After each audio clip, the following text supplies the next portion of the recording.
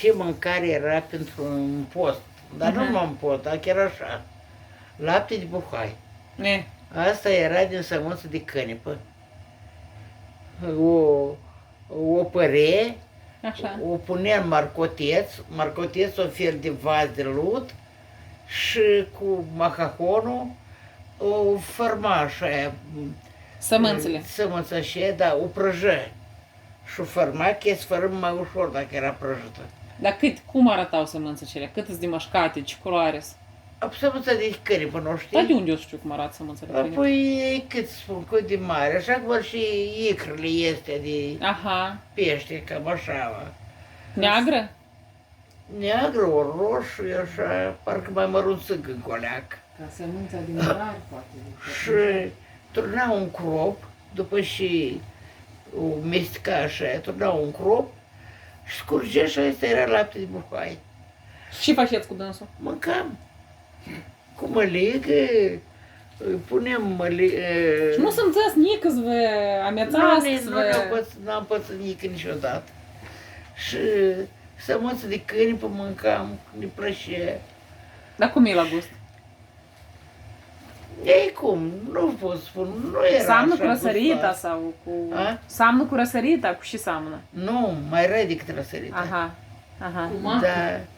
Și covașă, asta un fel de bunica o făcea, mama nu o făcea, nu știu de ce. Din făină de popșoi, Bunica de pitata făcea. de pitată. Mai mult legătură am avut cu bunica de pitată, pentru că era în sat cu noi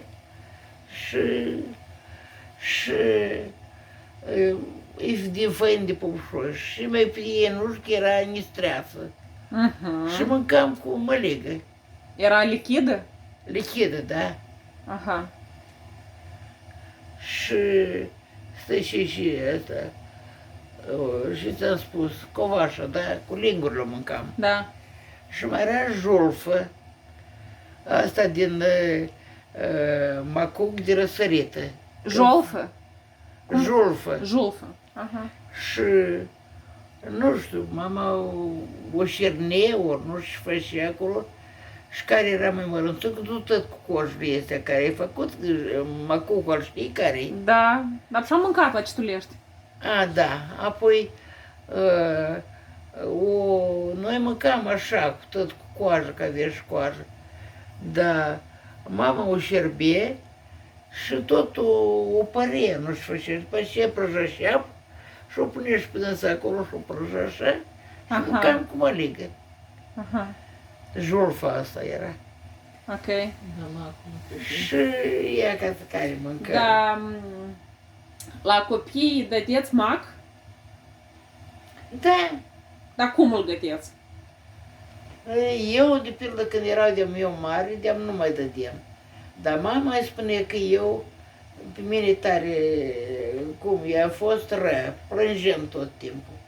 Și apoi e găciulia asta, nu sămăța de mac, dar găciulia Așa. o forma, Uscată ori verde? uscată o forma și o amestecat cu mere de asta de albini și îi punea un deget, că nu era cu lingură.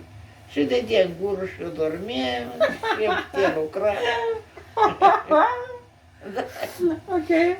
Dar când erai mare, nu dădea. Nu de-am când deacată, apoi de-am când am crescut eu, că dacă era frățor, probabil și că țin minte cum am crescut, pe Gheorghe nu țin minte.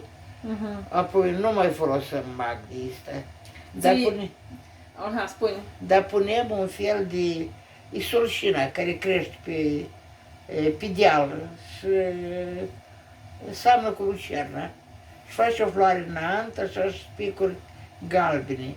Dar când era încă fără spicul ăsta, apoi la prășit ne ducem și copilul știe acolo, așa, și apoi luam o mănui de șe, de solșină, de șem domnoroasă.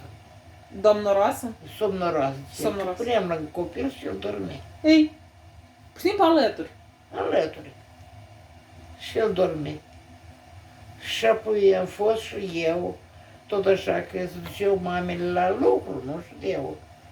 Și sub căruță era mai umbră și adormea copilul acolo și noi lucram. Cum? Де се